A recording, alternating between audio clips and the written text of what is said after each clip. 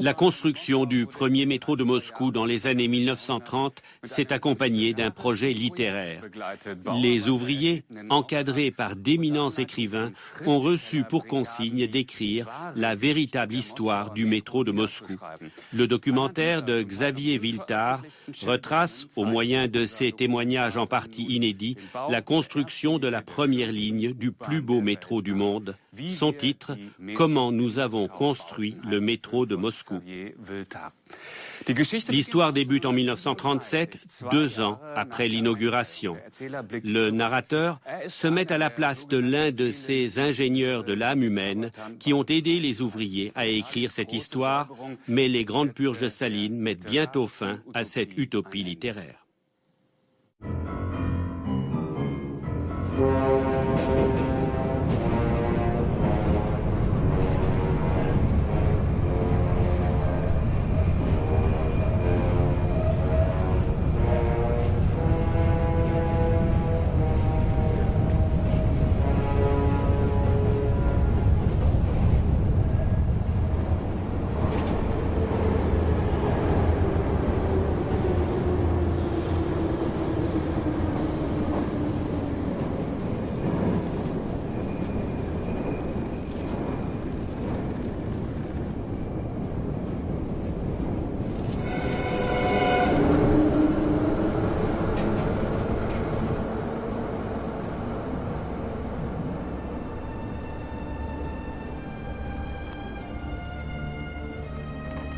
21 décembre 1937. Mon nom a été rayé de la liste des auteurs. La police politique vient d'arrêter 3 camarades de la rédaction de l'histoire du métro. Ennemis du peuple, paraît-il. Tous les jours, des gens disparaissent au goulag. Quel est notre crime? Qu'ils m'arrêtent à la fin. Je n'ai rien à cacher. Tous ensemble, nous avons accompli des prodiges. Notre livre, nous l'avons écrit avec des centaines d'ouvriers, des gens qui savaient à peine lire. C'était une entreprise littéraire d'une dimension exceptionnelle. Faire écrire par les ouvriers l'histoire du métro en même temps qu'ils le construisaient. La première ligne de métro d'Union soviétique, nous l'avons mise en service en moins de 3 ans. Entre 1932 et 1935, 70 000 travailleurs se sont lancés dans la bataille. Le chantier a transformé des milliers de garçons et de filles de la campagne en ouvriers et même en chefs de brigade.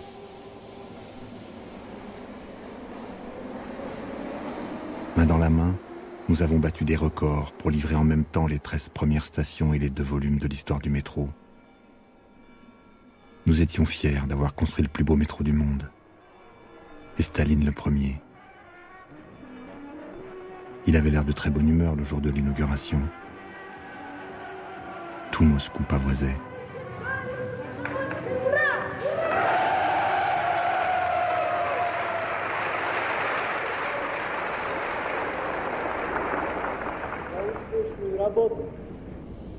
По строительству московского метрополитена благодарность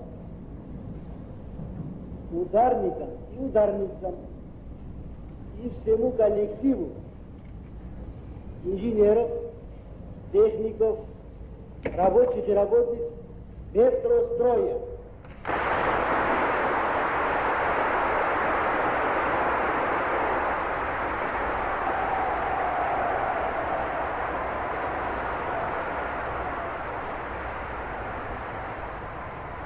Ah, si Maxime Gorky était encore en vie. Depuis son retour d'Italie en 1932, il obtenait tout de Staline.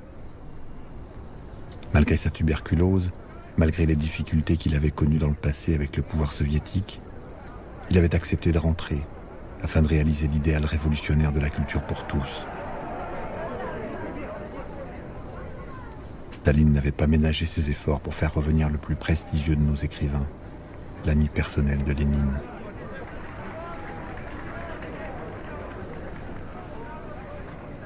L'idée de faire écrire les ouvriers du métro, nous étions plusieurs à l'avoir eue en même temps. Mais c'est lui qui a réussi à la faire passer. Dans un pays où le prolétariat s'est émancipé, il lui revient d'écrire lui-même l'histoire, et de son point de vue de classe. Était-ce une utopie ? Jamais les travailleurs manuels et les intellectuels ne se sont trouvés aussi proches, réunis en un même lieu, brûlant des mêmes espérances. Il y avait tant d'enthousiasme, tant de gaieté sur le chantier. Il suffit de les entendre, nos constructeurs du métro. On m'appelle l'ingénieur de la taïga. Vers la fin de la guerre civile, on manquait de bras partout. On nous a envoyés dans l'Oural, et là, j'ai appris à diriger des chantiers en montagne. J'ai travaillé sur des barrages et dans des mines d'or. Le travail dans la taïga, la mine en pleine forêt, les hautes montagnes de l'Oural, les ouvriers de l'Oural, je dois dire que ça me plaisait. J'avais la belle vie. Chez nous, on entendait dire que le chantier du métro était mal parti, du fait du manque de spécialistes. Alors je suis allé tenter ma chance à Moscou. C'est curieux à dire, il n'y a pas de quoi s'inventer. Mais moi qui n'ai même pas fini l'école primaire, voilà que je suis en train d'écrire l'histoire du métro. Mon enfance n'a pas été joyeuse. Et à 16 ans, je me suis sauvé. Avec des copains, on est parti pour les mines du Donbass. Un jour, les gars me disent « Alyosha, le recruteur est arrivé. Il cherche des ouvriers pour le chantier du métro. » C'est comme ça que je me suis retrouvé à Moscou. C'est une ville énorme, qui fait aussi un bruit énorme. Maintenant, je me suis habitué.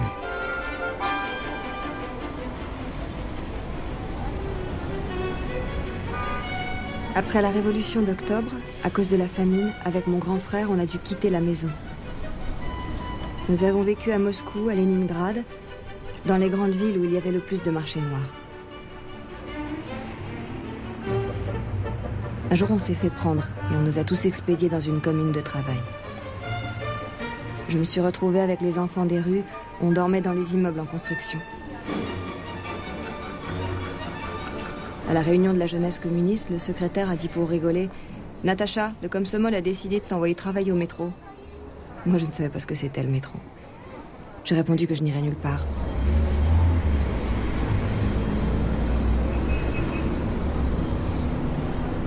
Au début des années 30, Moscou était encore un gros bourg asiatique boursouflé. On s'entassait partout, y compris dans les églises. La ville étouffait. Pour qu'elle devienne la capitale de l'Union soviétique et la capitale mondiale du communisme, il fallait tout reconstruire. Staline a confié cette tâche à Lazar Kaganovitch, qui a fait triompher ses idées très radicales, presque futuristes. La construction du métro était au cœur de ce projet grandiose. Avec l'aide de Nikita Khrouchtchev, son bras droit, il a mené l'affaire tambour battant.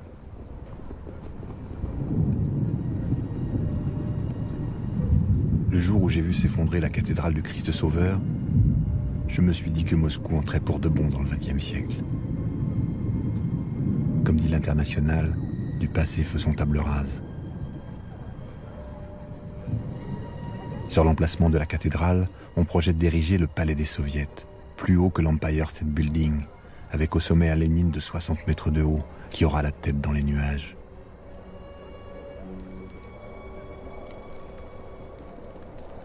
Tout est démesuré. Les plans de notre nouvelle Moscou me donnent le vertige. Mais au rythme où les travaux avancent, personne ne peut dire quand on aura fini. Et encore moins comment nos petits-enfants, qui auront peut-être tout oublié de la révolution d'octobre, regarderont tout ça.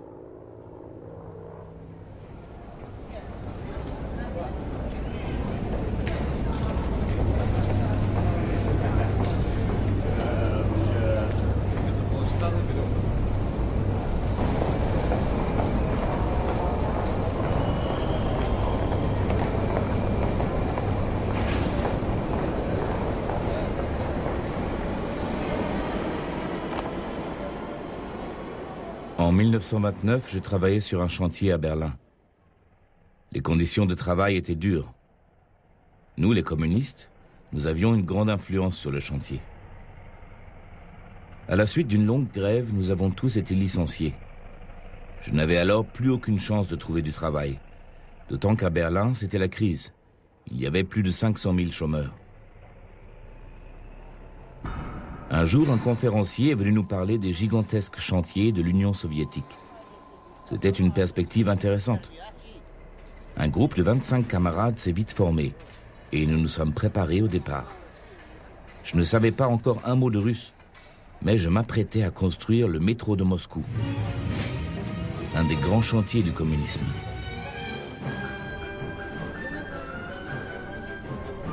Quand il y a eu la mobilisation des Komsomol pour le métro, avec une copine, nous avons décidé d'y aller.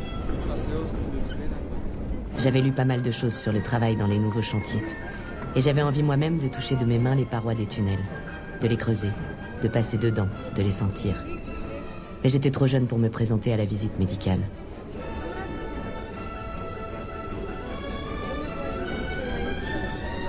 Avec ma copine, nous avons triché sur notre âge et on nous a envoyés au puits numéro 10.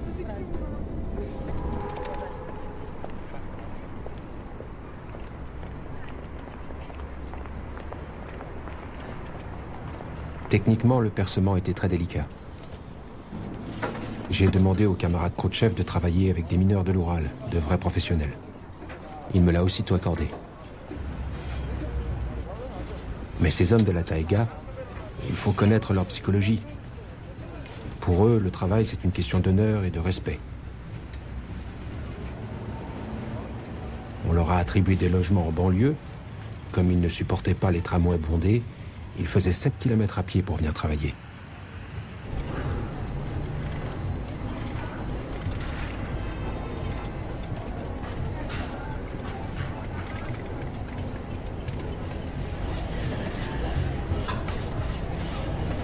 Quand j'ai été envoyée au puits 17-18, le secrétaire de cellule m'a dit « Ce sera dur. Viens me voir quand tu veux, mais surtout ne t'enfuis pas. » Avec les copines, on était logés dans un foyer assez moche. C'était sombre et glacial, mais moi je m'en fichais. J'étais toujours au métro. Et en plus, on a travaillé gratuitement au déplacement des voies du tramway. C'était un genre de samedi communiste. L'ambiance était formidable.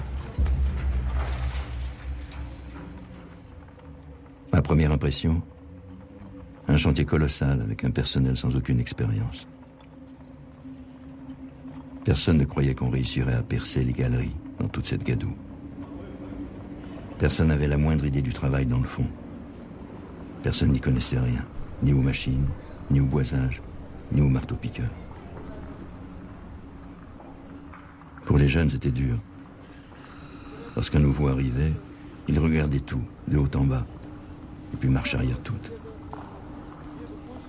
Une foule de gens voulaient démissionner, y compris des membres du parti.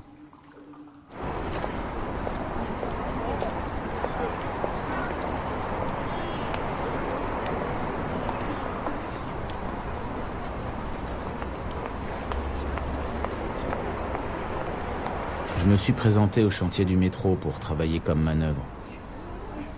Étant membre du Komsomol, l'organisation de jeunesse du parti, j'ai été aussitôt élu au bureau de la cellule. Au bout de 8 jours, on m'a nommé chef d'une brigade de 8 ouvriers.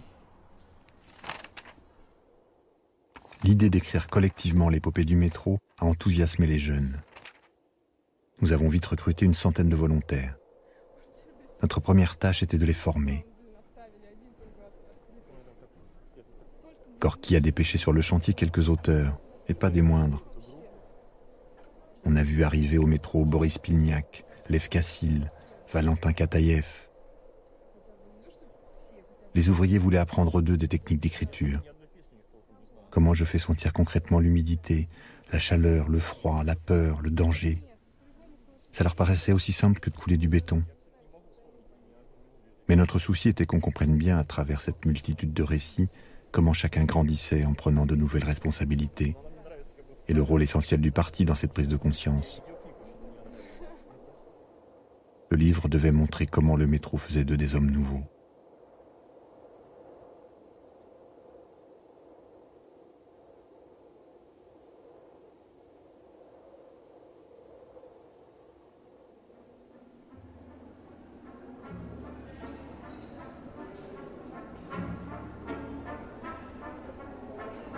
Le premier jour, j'ai suivi les autres et je me suis retrouvée aux douches. On était très serrés et pour les filles, il n'y avait pas de vestiaire. J'avais une combinaison et des bottes en caoutchouc. Et en dessous, un ensemble en grosse toile qui tenait à la taille avec une ficelle. Dans cette tenue, je ne me sentais pas du tout à l'aise. J'avais peur à l'idée de descendre, mais je me suis dit, Natacha, il va falloir que tu t'habitues à l'inattendu. Et bravement, j'ai suivi ma brigade.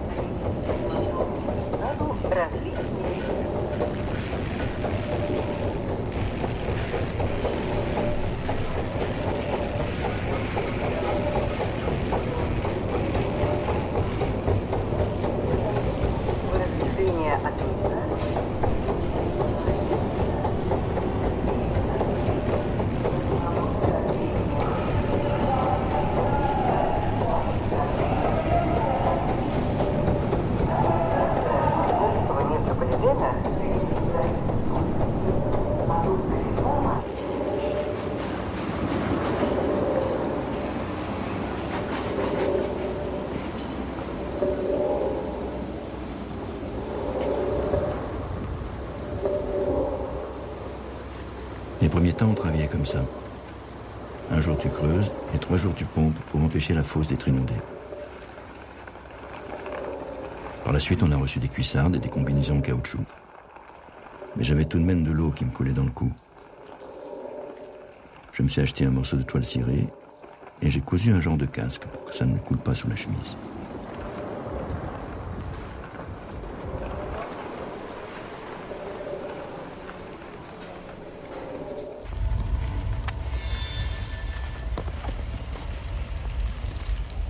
Il arrivait souvent que les matériaux ne soient pas livrés ou qu'il n'y ait personne dans le tunnel. Tu te retrouves là, tout seul, comme au milieu du désert. C'est atroce. Si tu es enseveli sous les débris, personne ne retrouve ta trace.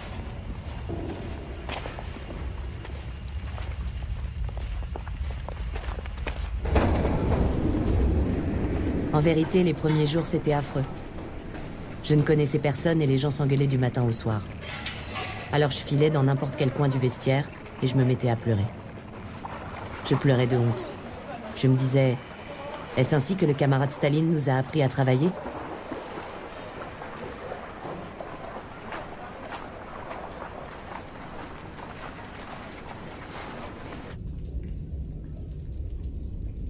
Une nuit, on a frôlé la catastrophe. L'eau jaillissait de partout. Les châssis tremblaient comme si de dessous la terre, une bête fonçait sur nous. J'ai eu juste le temps d'attraper par la main le Komsomol Fedorov. On a rampé dans le tunnel inférieur, et là c'était vraiment la mer. J'ai entendu une femme crier d'une voix étrange. Elle était pétrifiée, le visage bouleversé par la peur, incapable de faire un pas. Avec les copains, on l'a attrapée par les bras et on l'a tirée en haut. Elle n'avait rien, mais elle hurlait juste de peur.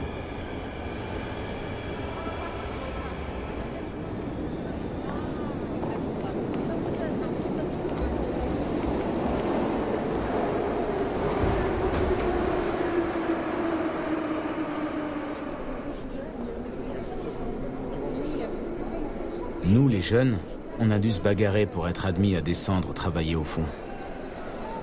Heureusement, nous étions assez nombreux pour nous faire entendre. Nous avons réussi à former une brigade sous la conduite d'un mineur chevronné qui avait fait 25 ans dans le Donbass.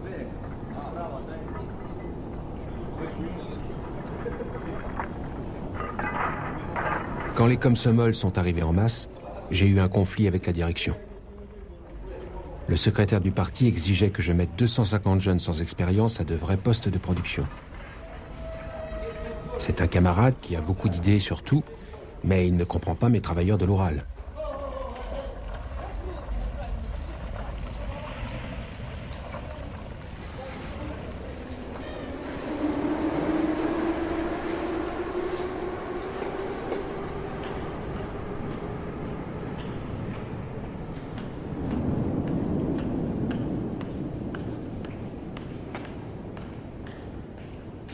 Nous étions chargés d'évacuer les déblais sur environ 100 mètres. Quand on n'est pas habitué, c'est très dur. Si t'oublies de te baisser, t'as le front qui cogne sur le châssis du haut. T'as des escarbilles plein les yeux. Quand nous sortions du puits, nous étions crasseux, crottés et trempés. Après 6 heures au fond, nous n'avions qu'une seule idée. Nous jeter au lit au plus vite.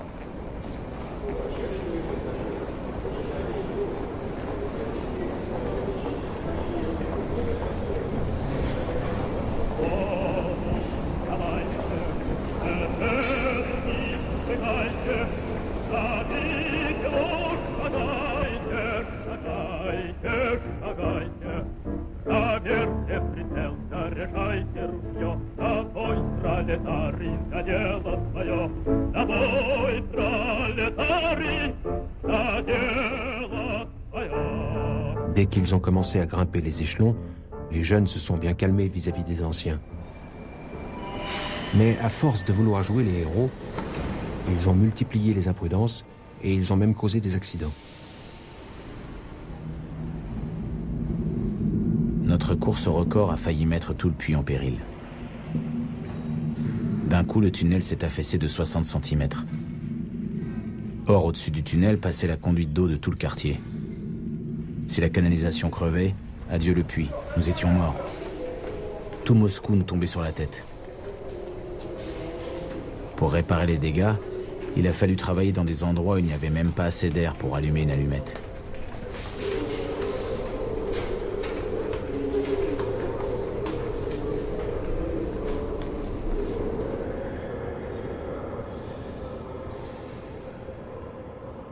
Kaganovitch venait souvent dans les puits. C'était un vrai dirigeant qui connaissait tout dans le détail. Chacun d'entre nous le considérait comme un ami plus âgé. Il a lancé un mot d'ordre qui a fait très vite le tour de toutes les sections de travail en sous-sol. C'était « Il faut mettre la pression, camarades ». Et nous lui avons donné notre parole qu'on allait mettre la pression.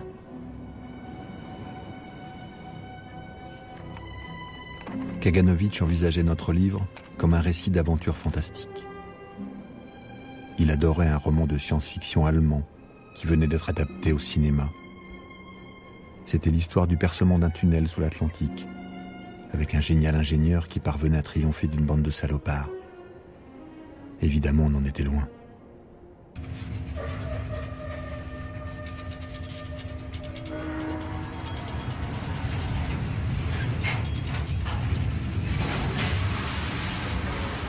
Les filles, au début, elles en ont bavé. Par manque d'habitude, elles s'en mêlaient dans leurs pantalons et les gars se moquaient d'elles. Mais moi, j'ai commencé à surveiller mon langage. Pour un chef de brigade comme Somol, ça passait mal de jurer comme un cochon. Les gars n'arrêtaient pas de lancer des jurons.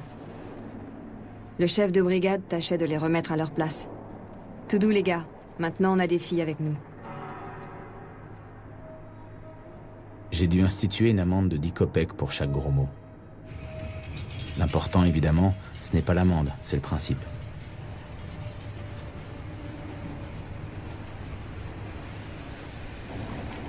On nous a envoyé 2 filles sur le front de taille.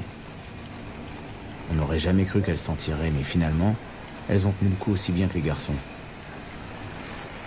Au bout d'un mois, Elles ont même reçu le titre de travailleuses de choc.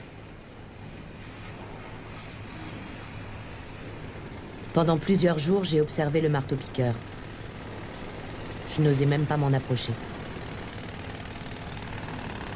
Une fois, j'ai pris mon courage à deux mains, je l'ai attrapé et j'ai appuyé dessus. Les premières minutes, j'ai eu une peur bleue. Maintenant, le marteau-piqueur, ça me fait plus rien. Question d'habitude.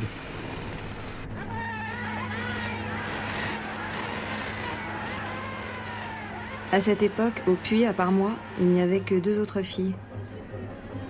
Mais rapidement, on s'est retrouvés une douzaine, assez pour faire une brigade. On nous a surnommés les montagnes des Carpates. S'il fait trop chaud, nous on se déshabille. L'ingénieur gueule, mais on s'en fout.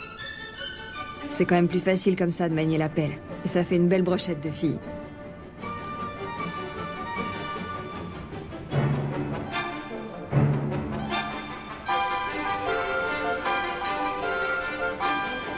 J'ai travaillé au front de taille pendant 10 mois sans bouger du 3e échelon. Les chefs d'équipe me mettaient juste là où ils avaient besoin de moi. Eux, ils prenaient les haches, et moi, je devais me contenter de manier la pelle. À la fin, j'en ai eu assez. Puisqu'il n'y avait pas moyen d'obtenir une promotion, j'avais plus qu'à partir. Je suis passé dans une nouvelle équipe pour faire du revêtement béton. Au bout de quelques mois, j'ai été jugée comme la meilleure ouvrière bétonneuse, et on m'a confié une équipe de 6 ouvriers à commander.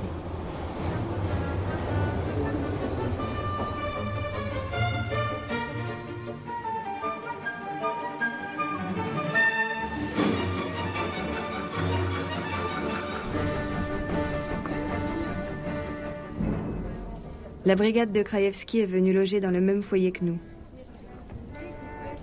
C'est comme ça qu'on a fait connaissance. Ils étaient mieux payés et leur travail au front de taille paraissait plus intéressant. Du coup, j'ai demandé à travailler avec eux. Kraïevski, lui aussi, tenait son journal du métro. On a échangé nos journaux pour comparer. Un soir, on est allé à une réunion avec des écrivains professionnels. 2 sont venus. Un jeune romancier et une poétesse plus âgée. Personne n'avait encore vu un écrivain en chair et en os. On les dévisageait comme si des êtres surnaturels avaient fait irruption devant nous. Surtout la poétesse avec ses hauts talons et son rouge à lèvres.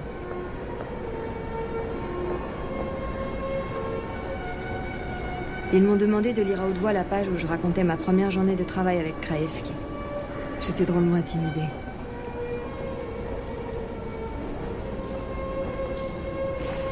Un jour, nous avons posé un cintre à 2. Le cintre s'est cassé, je ne sais pas pourquoi, et il m'est tombé dessus. J'avais le nez en sang, une côte cassée et le souffle coupé. Kraïevski m'a jeté de l'eau sale à la figure pour me ranimer. Dès que j'ai repris mes esprits, je me suis remise au travail et j'ai réussi à aller jusqu'au bout de ma journée.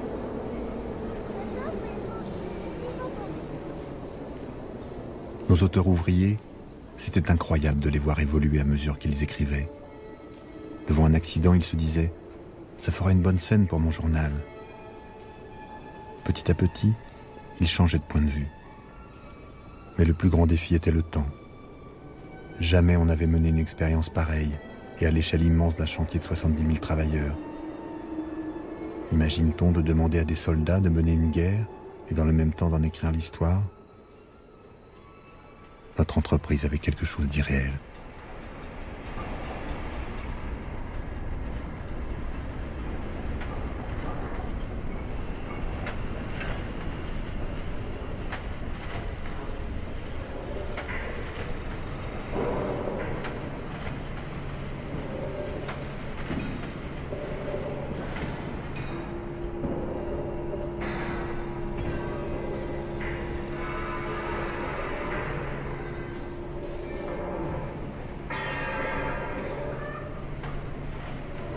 Notre tunnelier soviétique est entièrement électrifié. Il a été construit en 5 mois par 25 usines différentes, uniquement avec des matériaux soviétiques et des bras soviétiques. Grâce à lui, notre rythme d'abattage a pu atteindre 4 mètres par 24 heures, et même 4,50 mètres, notre record. Les spécialistes étrangers nous avaient prédit qu'on ferait au mieux 1 mètre par 24 heures.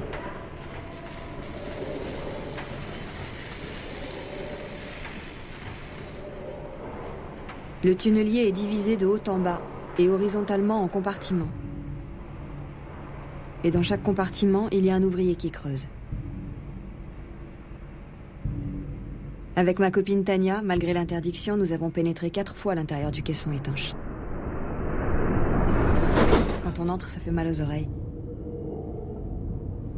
Krajewski, notre chef de brigade, nous a traités d'idiotes. Il a dit qu'après ça, on ne pourrait plus jamais avoir d'enfants.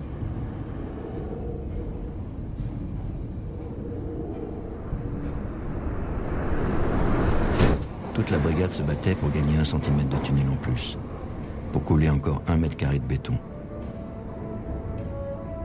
Les taux de réalisation des travaux étaient affichés au tableau, toutes les 24 heures. On approchait du moment de la jonction avec le puits numéro 14.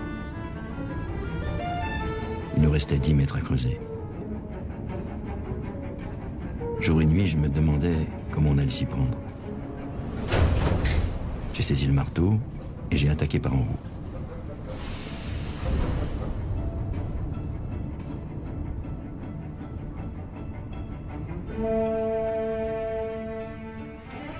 Quand on s'est mis à creuser la jonction entre les puits 14 et 15, tous les gars étaient si contaminés par l'enthousiasme qu'ils restaient à pied d'œuvre 25 à 30 heures de suite.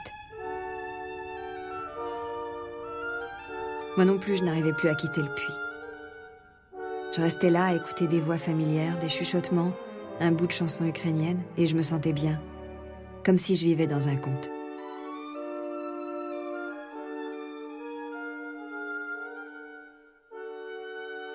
Du côté du puits numéro 14, silence complet. Les gars écoutaient de quel côté je travaillais. Une fois qu'ils m'ont eu repéré, ils ont donné un grand coup de collier, et 10 minutes plus tard, on avait notre jonction. Leur contremaître s'est jeté dans le trou et on nous a pris en film.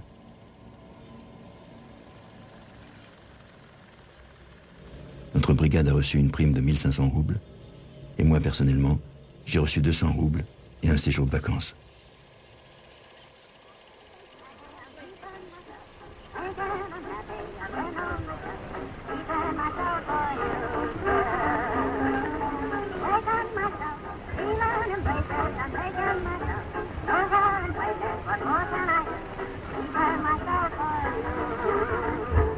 Pendant que nous rédigions l'histoire du métro, d'autres écrivains prenaient des notes sur les grands chantiers du 2e plan quinquennal.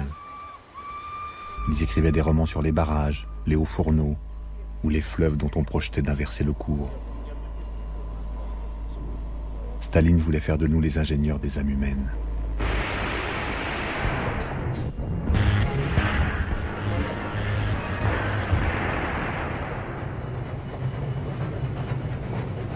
Il est bon que le romancier se rapproche du cœur même de la vie moderne, la production.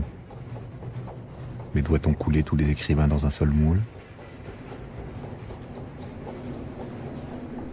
Партии и правительство дали писателю все, отняв у него только одно – право писать плохо. Отлично сказано. Отлично. К этому следует прибавить, что партии и правительство отнимают у нас и право командовать друг другом, предоставляя право учить друг друга. Учить – это значит взаимно делиться опытом. Только это. Только это.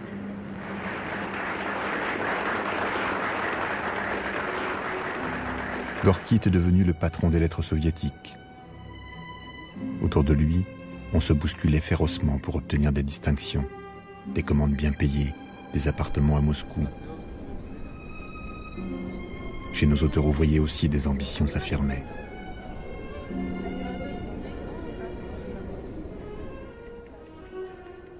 J'arrivais à l'avance pour organiser la répartition des tâches.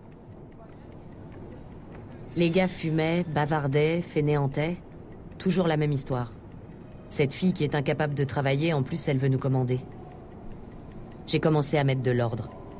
J'ai obtenu qu'ils arrêtent de fumer pendant le travail. et qu'ils perdent moins de temps à bavarder. En tant que chef d'équipe, je suis même passé au 5e échelon.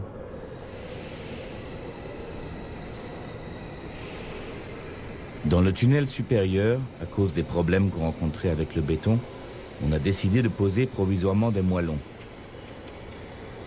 Les autres n'en avaient jamais posé. J'étais chargé de leur apprendre. Un jour, j'arrive au puits, je regarde, tout était de travers. Je leur ai fait tout démolir. Les ouvriers ont protesté que je leur faisais perdre de l'argent. Mais je leur ai dit, un bon chapeau, camarade, vaut plus cher qu'une bonne paye.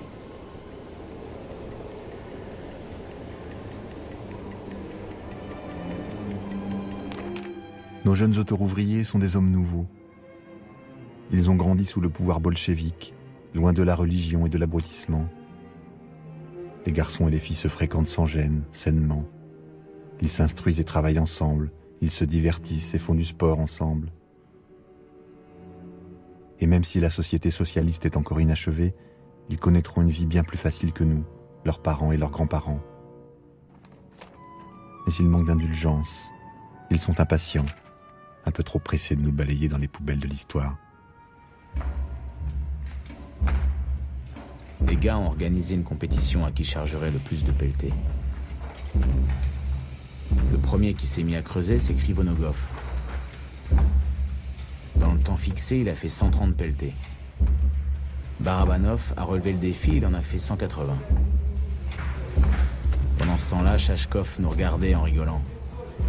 Bon les gars, alors si vous faites 180, ça veut dire que je vais faire 300. Il s'est mis à travailler comme un moulin à vent. On était tous épatés de le voir se jeter dans le travail comme une bête sauvage. Поздравляю вас сегодня от всего моего сердца, вас, московских комсомольцев. Надо поднимать культуру, надо поднимать идейность, надо бороться с врагами, надо бороться с распогничиванием, надо бороться за дальнейшую победу нашей стройки социализма.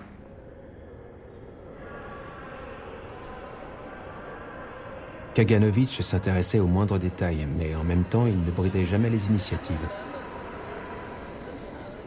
La première fois que je me suis retrouvé avec lui au fond, il a fait observer que la galerie était très encombrée, et puis il s'est adressé personnellement au chef de brigade.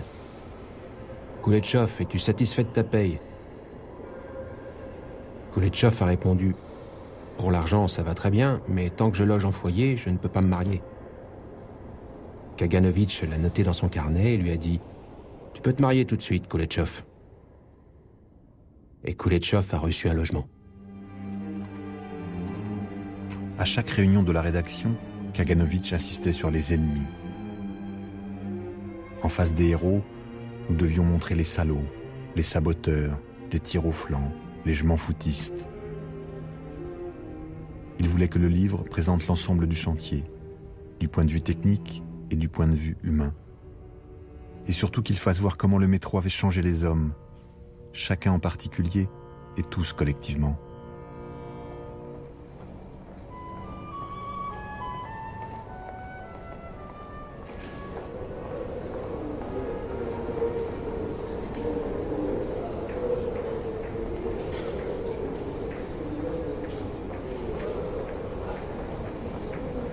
Nous avons appris aux jeunes à identifier et à maîtriser les différentes espèces de terrains et de roches. Mais nous leur avons aussi appris à détecter les ennemis de classe, à repérer le traître qui, comme l'eau des nappes, s'infiltre pour anéantir nos victoires. La vigilance de classe, c'est la première et indispensable qualité de tout travailleur.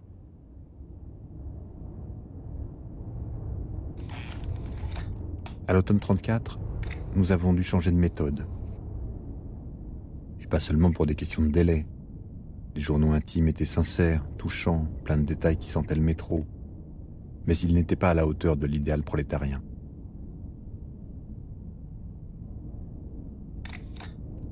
Le parti a dressé la liste des gens qu'il voulait avoir dans le livre. Ça faisait près de 300 personnes dont nous devions recueillir le témoignage. 300 longs entretiens. Tout le monde a mis la main à la pâte, y compris nos grands écrivains, Shklovsky, Pilniak et même Babel. À la rédaction, nous avons récupéré plus de 10 000 pages. Le travail de réécriture et de synthèse était énorme. Nous aussi, nous formions des brigades et nous battions des records de production littéraire.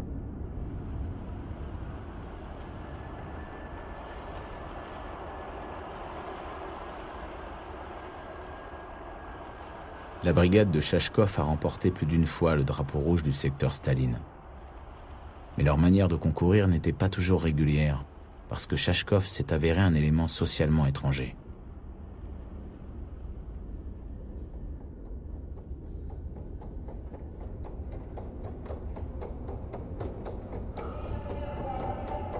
On m'a confié une trentaine de nouveaux qui venaient juste d'être embauchés. J'ai travaillé avec eux jusqu'au bout. Il y avait parmi eux un komsomol, Liakovski. On avait beau le secouer tant qu'on voulait, c'était un grand feignant. Il me disait « Dimitri, ne cherche pas à instruire celui qui a déjà de l'instruction. J'en sais bien autant que toi. J'ai fini le secondaire, moi. »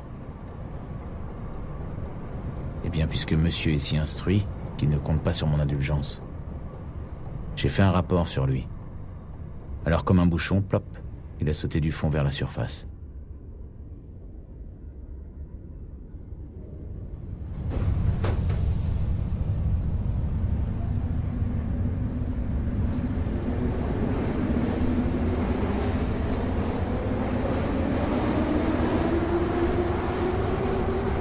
Le chef de brigade passait plus de temps à traînasser qu'à travailler. En plus de ça, j'ai remarqué qu'il avait la fâcheuse habitude d'inscrire 4 wagonnets de déblais quand on en réalisait 2. J'en ai informé le responsable de la section. Ils l'ont relevé et m'ont nommé à sa place chef de brigade. Après ça, pas fier, il a demandé un congé et on ne l'a plus jamais revu. Nous avions déjà assez d'expérience pour voir quand les ingénieurs se trompaient. Les disputes avec eux étaient rares. Mais sur les questions de qualité, nous étions prêts à nous battre à mort.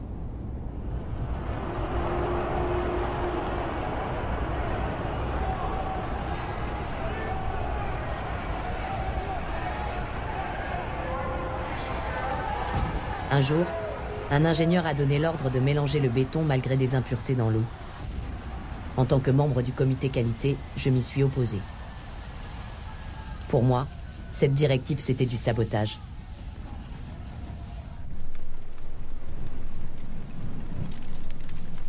L'ingénieur a été mis à pied et il s'est retrouvé devant un juge. J'ai bien compris qu'il voulait à tout prix aller vite pour exécuter le plan.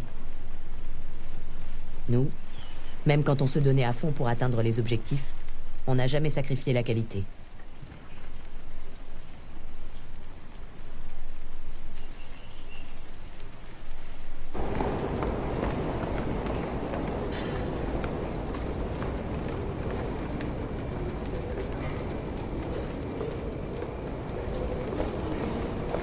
C'est à la fin de 1934 que le vent a tourné. Maxime Gorky, malgré les honneurs dont il était comblé, n'arrivait plus à faire entendre sa voix. Il était affecté par la mort de son fils. Sa santé déclinait. Il semblait prisonnier d'une cage dorée. Puis il y eut le choc de l'assassinat de Kirov. Sergueï Kirov, le dirigeant du parti de Leningrad, le secrétaire du comité central, un successeur possible de Staline. Voilà qu'il avait reçu une balle en pleine tête. La police a vite arrêté un terroriste, mais ça ne leur suffisait pas. On a recherché des complices, et les complices des complices. Et en moins de 2 ans, les plus hauts dirigeants bolcheviques se sont retrouvés au banc des accusés. Tous les compagnons de Lénine, les uns après les autres, ils étaient tous accusés d'avoir comploté contre Kirov. Tous traîtres à l'État, à la patrie, au socialisme.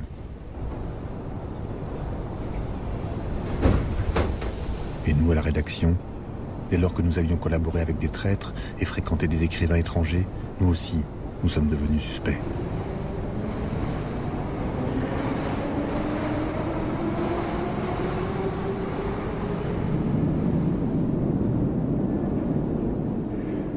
Le plus important avec le chantier du métro, c'est la manière dont la relation des hommes au travail a changé. Ça m'a sauté aux yeux le jour de l'accident à la station Palais des Soviets, quand le revêtement s'est affaissé. Un homme a réussi à fixer un étai avec une poutre abandonnée. C'était un chef d'équipe. Un homme qui est arrivé à Moscou comme simple manœuvre saisonnier et qui gagne aujourd'hui entre 600 et 800 roubles par mois. Évidemment, ce n'est pas pour l'argent qu'il a pris le risque. Ce dévouement, cette capacité à prendre rapidement les bonnes décisions, nous en aurons besoin quelles que soient les machines. Les meilleures machines ne valent rien sans les hommes. Bientôt, je vais commencer les cours de perfectionnement technique. Et pour la deuxième tranche du métro, j'espère bien passer contremaître.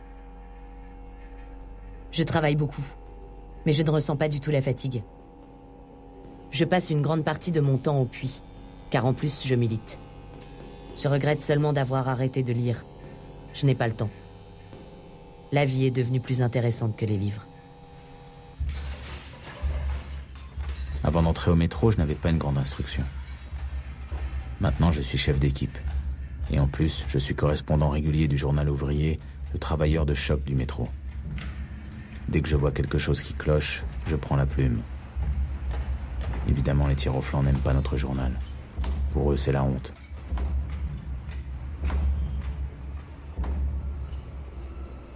Pour l'excellente tenue du foyer, on a reçu collectivement une machine à coudre et un phonographe. Et moi, le 8 mars, à l'occasion de la journée des femmes, j'ai touché une prime de 100 roubles. Au foyer, on tient souvent des soirées débats. Un soir, on a discuté sur ce que devrait être une vraie famille communiste. Kraïevski a laissé entendre qu'avant son mariage, il avait été amoureux d'une jeune fille au métro, dont il n'a pas voulu dire le nom. Maintenant, je peux le dire. C'était moi.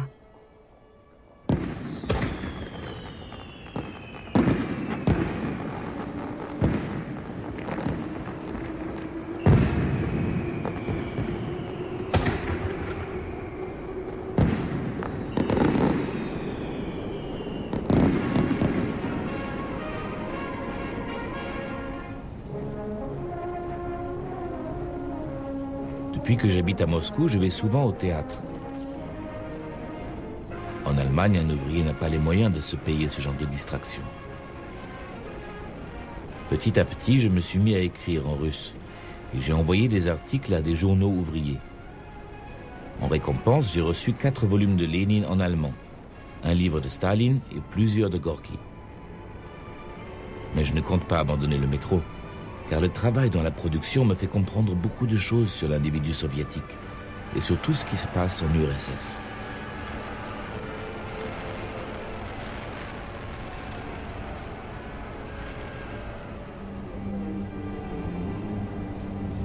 Le premier tome de notre livre, Récit des constructeurs, est sorti des presses juste à temps pour l'inauguration, le 15 mai 1935. Le parti avait décidé un tirage de 100 000 exemplaires. Il a fallu se démener pour trouver du papier. Le second tome, Comment nous avons construit le métro, est sorti 4 semaines plus tard, en juin. Nous avions assez de matière pour sortir un 3e volume. Mais tout d'un coup, cela n'intéressait plus personne.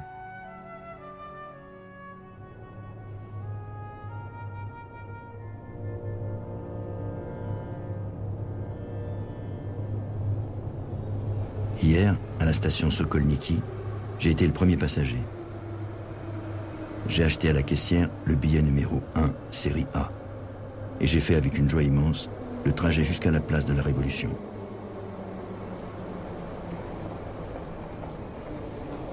Un étranger m'a dit qu'il y a en Amérique un homme, un capitaliste, qui collectionne les premiers billets de métro. Envoie-lui ton billet, m'a dit l'étranger, tu vas te faire de l'argent. Non. Je ne l'enverrai pas en Amérique, mon précieux billet numéro 1. Je le garderai comme une chose sacrée, un témoignage de ma longue vie.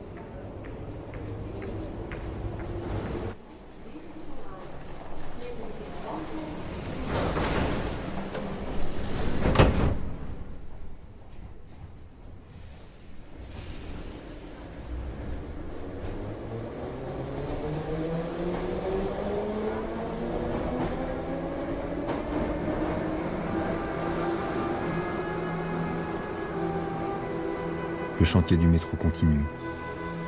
On bat des records, on gagne des médailles. Mais le cœur n'y est plus. Notre épopée est morte. La deuxième tranche des travaux se termine. 11 nouvelles stations doivent s'ouvrir le mois prochain. Serais-je encore là pour les voir? La peur s'est logée en moi comme en chacun de nous. Depuis que notre rédaction a été dissoute, plus personne ne songe à faire écrire les ouvriers. Ils auraient bien trop peur d'écrire un mot de travers. Ni les ingénieurs, qui craignent à chaque instant d'être traînés en justice pour sabotage. Ni les cadres du parti, qui eux aussi, les uns après les autres, tombent pour haute trahison. Et encore moins les écrivains, cette race maudite d'individualistes petits bourgeois. Depuis la mort de Gorky, nous ne vivons plus dans le même pays. Tout n'est plus que police, et encore police. On n'entend plus qu'une seule voix, celle de Staline.